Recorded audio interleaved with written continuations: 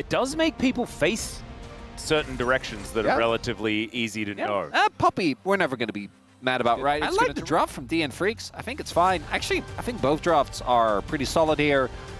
There's a lot of volatile lanes. That's really what I'm looking towards, is which jungler can make the earlier impact. Obviously, Trundle has a stronger early game. When looking at the 2v2, though, I'm looking at that Cassio Wukong post 6. That's... Yeah. Especially when you combine it with the Poppy, combine it with the Varus. The pick potential of the Bro comp, a little scary to me, Atlas. Yeah, I don't think it's going to matter. It's about who plays well on the day. Let's get into it. Go. But you have prepared me a cup of lovely tea repeatedly. Oh, yes. And I ordered that tea. You did? And it was delivered, or so it said, and I haven't seen the tea. I'm not quite there with you. I kind of think that it just has to all be faker. My friends at the score told me so. Hopefully they don't take it too personally. As Berserker gets engaged on here by Polu, Rogue Charge does get him in there. As Action! Level 7, still with the Cyclone in hand. All right, we're still killing grubs to be fought for here. As Morgan, no teleport, so he's not doing anything about this one. As Pureshik now with the Subjugate, they dive towards Polu, who flashes away. Bulldog now at full health. Close it down to 50%. Blastcone gets Berserker back in there and takes first blood over Polu. Life's diving forward, but he is going to fall down, and there is the Petrifying Gaze. The flash afterwards as well, and the answer from the Bros is too good. The etymology of that word actually very interesting. I don't think we have time for that, though. I like edamame. Okay, we've got to keep his verdict. The verdict is in, and it is no Trundle. This used to be a thing, a gaslight, right? Yeah. And you, hold up. All right, there's a Cyclone. In goes Polu as well. Chains of Corruption are more celebratory than anything else, but I think the Bros are still happy with it. Never mind, Croco misses the Cyclone there, and now Closer is in such an awkward spot. Will be taken down here by Dudu. And now Morgan slinks between worlds and will be able to take down Life to get one back here for Bro. I don't know if you've seen the clip of, or like the oh, hold up. We'll get back to this. Teleport comes in. Shelly has been started up here by Pureshik, and I don't think the Bros are going to do anything about this because Close is in the bottom lane. And they are just going to let the Rift Herald go. That would be feats of strength if they do manage to get any turrets in these side lanes. As right now, Croco will find Life on his way down. The Bros committing to this one. There's the knockup of the Magnus Storm. It's a great answer. And now Hype looking to try and get some damage across, and he certainly does. Chains of Corruption there as well, holding them in places. Bulldog, so many Blight stacks, but Hype cannot finish the kills. But still, down goes the turret, and I think that's exactly what the Bros wanted. And the plan succeeded. All right, Equalizer going to get a flash here out of Hype as Dudu comes on over. Look at that, he was burning the kennels. We're trying to look for the crash. I feel like someone should take that. Yeah. Also, did we try to block the charge and then slightly misplace? I guess no, because it was Pureshik. No, but I feel like are we Flanderized? Are we getting worse? Yes. All right, the Bros now looking for a little bit of a battle here as the second dragon of the game is going down. That is easily secured. Croco finds the double knockup as well as the Cyclones are named perfectly. Double kill comes through here for Hype as the Equalizer does a fair bit of damage, but unfortunately, it's not going to lock down the kills. Oh, baby, it's a Cloud Soul as well. It's all coming up, Bro. We need all in. Well, they definitely did not do very much of that, as Dudu is going to have to flash to get out of the way of Polu. Some pedals here towards his top side, as Dudu is trying to do some backing, and Croco doesn't really like that. Trinity Force is now complete as well. Man, this guy is doing a fair bit of work. But now Pureshik will turn up, finds a kennel, and Dudu come back. Yeah, there it is. The Harpoon is going to connect. Worst, you don't deserve him at his killing everyone, you know? As Berserker's going to kill Hype. Speaking of killing everyone, there it is. Very nicely done. Of course, strength do still give her stuff. Is Pureshik going to come down towards this bottom side of the map looking for Closer, but the Twin Fangs are biting the rise. He flashes anyway, just terrified of this snake lady, and we are programmed as humans to be scared of snakes. It's not his fault. But still, that flash was hilarious. Berserker going to throw that one forward. Some decent damage. Here's the Keeper's Verdict. Just gets rid of the Corki. The follow-up damage is now missing as the Equalizer. They just walk away. Now Polu is able to lock down Bulldog. That's a double here for the Lord. And Polu's work here is done. Walks away with 100 health. And DNF, once again, team fights are going to be on the list of stuff that we need to work on in the future. Death balling. Yeah, and one team has Actually, the death baseball bat. Really cute to see the decision-making here. So he initially was channeling at Pioshik, but when Pioshik got ulted, instead of going for the stationary target, he's like, I'm going to hit someone else away. And then a little bit higher up. A little different. That's allowed. Chains of Corruption going to connect here as well. Berserker is really dead. Interruption on the Valkyrie, just gorgeous, and now Polo holding the rest of them in position. And the bros looking for even more as Croco just spinning because he can, and there is Petrifying Gaze here from closer. Duda gonna flash. That is going to get him out of there, but still, he's not really fighting anymore. And Bulldog, he's done. He is just pushing this bottom lane, and honestly, good move. Slow, they gotta pull the trigger now. You have to get in there yesterday, but it is just gonna go down. Equalizer is decently positioned. The Magnus Storm doesn't really do much of anything at all, and Dudu really wants to be able to get in there to do damage, but he knows no flash, no chance. The bros just walk away with 5 fresh Barons. And now we got Morgan with TP pushing in the bot lane. We got Soul Point set up. Whoa, there's the flash. Hits 4 with the Petrifying Gaze, but the Heroic Charge goes wide. Bulldog goes golden, and Croco has found him on this back line. And now Morgan gets in there, goes between the worlds. Dudu gets sliced in half. Pioshik as well does have some subjugation, but unfortunately, those that he's trying to subjugate are saying, nah, no thanks, buddy. And he has subjugation, but not supervisation. Yeah. Oh, no. Oh, yeah. Well, Bulldog is going to make it to the river. The politicians are under fire. There's like 800 of them. It's and basically Die Hard with extra steps. Yeah. So there's a Channing Tatum one as well. White House Down. Yeah, I like that one. That one was good. And yeah, the rounds are very short here, ladies and gentlemen. As Keeper's Verdict is just going to pick the middle. Still DNF taking a lot of damage. And now they're going to look for the flank anglers. In goes Croco. Knock up onto life. And he is just going to get taken down. A desperation engage is Bulldog down to 200. Reset. Yeah. Wait for Baron. Unless Closer decides he wants to kill Pioshik, or Hype decides that.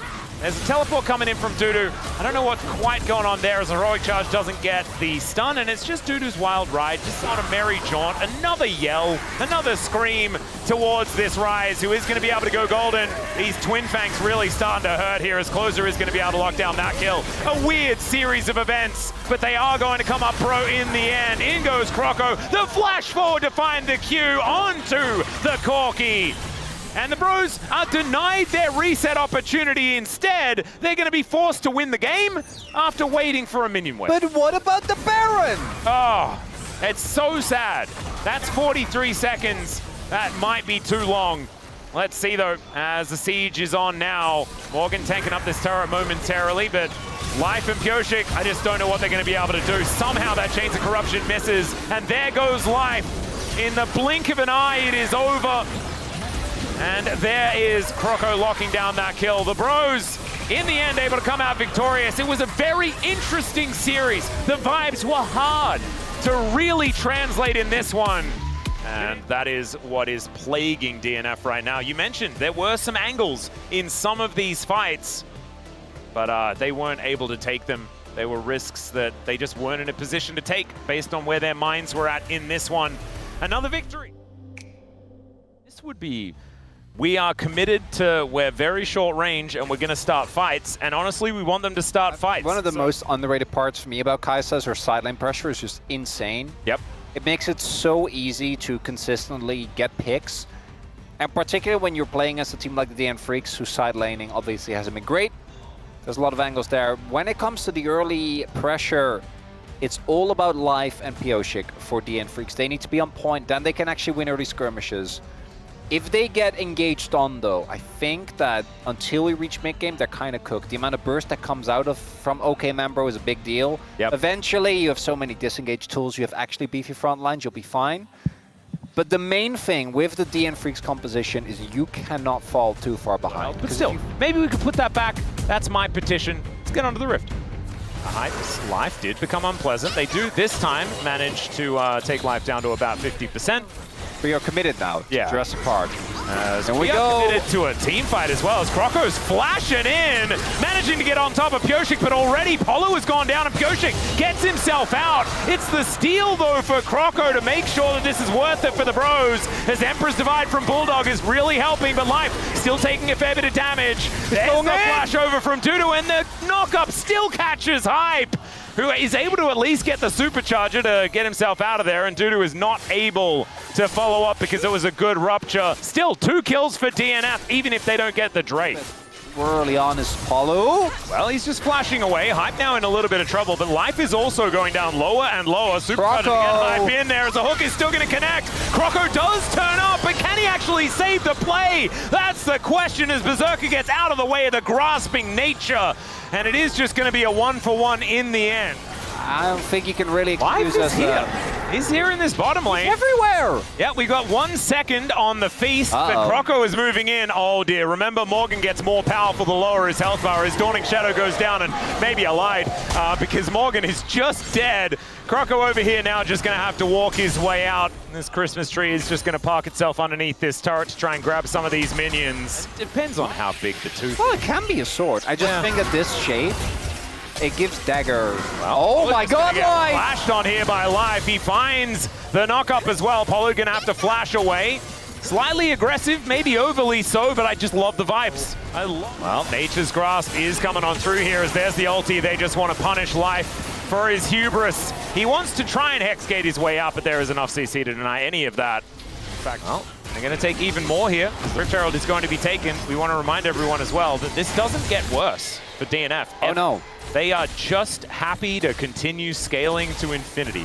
It's massive. The fact that the center is so far ahead is ludicrous here in this game, as Morgan wants to be able to answer this turret take towards the bottom side. The problem is that there's also a dragon available, as Pyosik may be a little bit too far forward, but the hook is going to come on through. Pop Blossom is denied almost entirely, as Closer at defensive. Little Q there is slightly helpful, as Dudu from the back end of the fight is looking to take one down, and there is the Piercing Darkness to finish off the kill. A double comes down as Zione falls, and Life says 2-for-1, we take those, and an inner turret is going to fall as well, as Morgan was thinking about a flank and thinks against it in the end. He came up with the answer here, and it was Life play really well, and Life was like, all right. All right, okay, I guess I will. And then he has. We've started up the Otacon, though. Bro is not the objective first. That can be annoying to play into for the Maokai, and Polo is on the flank. Yeah, this Polo angle is actually fantastic. Wind becomes lightning with Pyosik not quite able to get in there. As it goes down to 100 health, and Pyosik, he's able to lock it down. Polo gets into the back line, but Bulldog is absolutely fine. And oh god, the pros are just way too far behind. They're going to get obliterated in this fight after losing the objective, and now going to lose even more. And now Morgan looking for a flank angle, some desperation here as Kroko goes in. The rupture is decent, but that is a golden Azir. Still, he's going to get gobbled up, and down goes Life as well. So it's a better looking fight here for the bros, but still, DNF, they have Berserker, and it's Berserker not really doing too much in this fight for now. So there's the knockup. Is this just going to be the counter ace? Oh my god, DNF! Not like this! No! Dudu is dead! There's the ace! And I don't think it changes the fact that DNF should win, but it's still so sad! Well, Life is going in. Let's see whether the follow-up is going to be there. There is the Nash taken. As already Life has gone down, Closer getting on top of Pyosik, who does manage to flash his way out, but the knockup's there onto Bulldog. Empress Divide doesn't do much of anything at all, as Hype gets into that backline and flashes onto Bulldog to take out the Azir. Only 2 left standing, but the Winions may have taken matters into their own hands, as Morgan says, nope. I can take on this army. Thankfully, my Nexus turrets are going to respawn, as he at least keeps one of them alive. And DNF, guys, I mean, really, the bros will have to just hope that they can destroy them, and they're going to need to start this fight so quickly. There's the flash forward from Closer. He looks to get on top of Berserker, who goes down so incredibly low, and then dashes back to Void Seeker! Oh, you seek and you shall find! Hype as in goes Kroko! They get the Pop Blossom as well under the entire team! Oh, bro, no, you cannot do it to them! Not like this! Pioshik is dead. Out goes the Scion. Still, it's going to take like a year and a half for the pros to mop up the base. Oh, what is happening here? But this can't be explained. Yep, Tom Riddle, what have you done to our dude? Croco's on the flank. Well, he is spotted relatively early. The double rupture is massive, though, and the Pop Blossom is going to connect. But Berserker is still up. The Empress Divide is good, but doesn't matter. Hype is on the side. Another double rupture here from Morgan, who seems immune to damage. It's okay. Life is just dead. That is the result of this play. The inhibitors also stay up, and this time, the DN Freaks do not overextend. Later on in this game, where his early performance was forgettable, and now Polu gets in there. Down goes Bulldog. He finds nothing with the sweep. Oh, Bruce, how are you doing this? There's the TP. Gets the control ward down, teleport in. Oh, they do have a ward. Closer's on his way. He does walk over that vision, but the Nature's Grasp still comes down. He wants to find the angle onto Berserker, but Berserker is still safe for the moment. Morgan in a bit of trouble. They get the knock-up onto Dudu, though, and the Pop Blossom, it connects onto this center in the backline, and Hype says, good night, my friend. Bulldog's still alive. Bulldog is able to get a whole lot of work down finally. He does go down. Pioshik, they traded up. Able to be able to take down Hype, and yes, Morgan and Closer are still alive, but DNF have more. I don't know, he's got GA as well as, okay, Life was the only one left in that brush. Wind Becomes Lightning does come on through there as he gets himself over, but he's in perfect position to be murdered. Morgan has 17 million health bars and a feast, so you might say, I've got Smite. Everything's gonna be okay. Not against this guy. Going to be up very, very shortly. Trap. Yeah. Dudu can take it. Yep, he can be the one that's... Oh, that is... Berserker's not the one that's supposed to be tanking those. Oh, another flank. Yeah, Morgan walks forward. There is the Nature's Grasp. And can they find the CC? That's the question. Bro, haven't hard committed, but in goes Closer. He gets exhausted, but pulls it on back. Life still at 50%. Pioshik as well, down relatively low. Mid lane is pushing. Rose just starting up Nash. All right, well, there's a flash forward from Closer. I don't know whether that was the angle he wanted, but he finds the soul once again. Morgan taking so much as Hype. Killer Instinct into the backline. The Pop Blossom, it connects, and down goes Bulldog. Polu will be answered here as Pioshik down low himself. The hook is going to connect, but Hype is still up and available. And Dudu is getting himself out. Berserker is over the wall as Morgan. He's going down lower. He's got full health, but he's dead. No! And the pros, I think they just did it. Oh, there is no way, DNF. There is no way, DNF. Well, then, I guess they're not ending yet. I mean, the Baron does go down.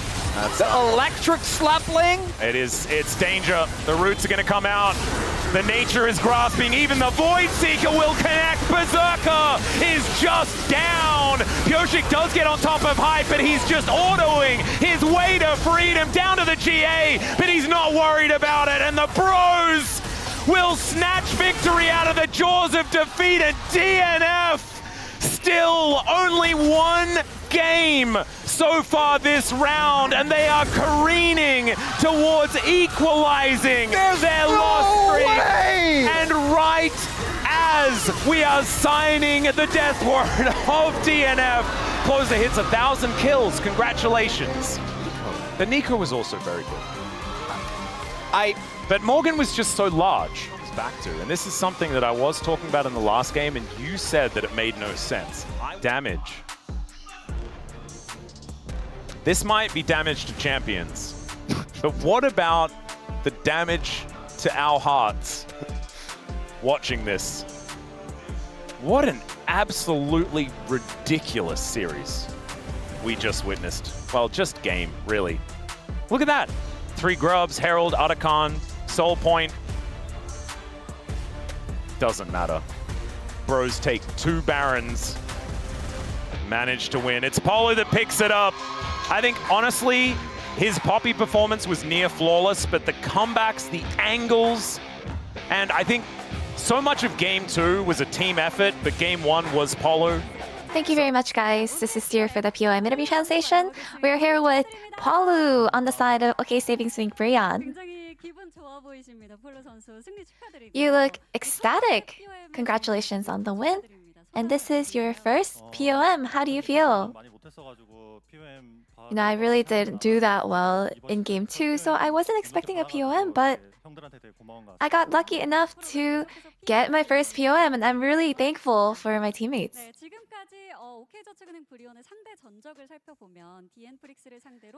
So looking at the head-to-head OK Savings Bank Brion had against DN Freaks, from 2024, you guys have a 6-1 head-to-head. So what makes you guys so dominant against them? I feel like rather than considering that it's against DN Freaks, I feel like my teammates were doing so well whenever we were going up against DN Freaks, so I think it's just really all thanks to my team.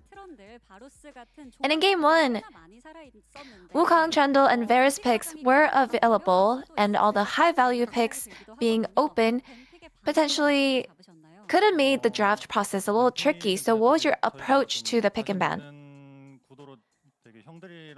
I think we really tried to take an approach where we pick those champions that we were pretty confident in, and I think that's just something that we had been always preparing, so we were ready to get this pull these picks out. And in game 1, you landed so many meaningful ults, and sometimes you'd ult the Trundle away and sometimes the Corki. So do you had someone specific in mind to ult, or was the plan to simply outnumber them?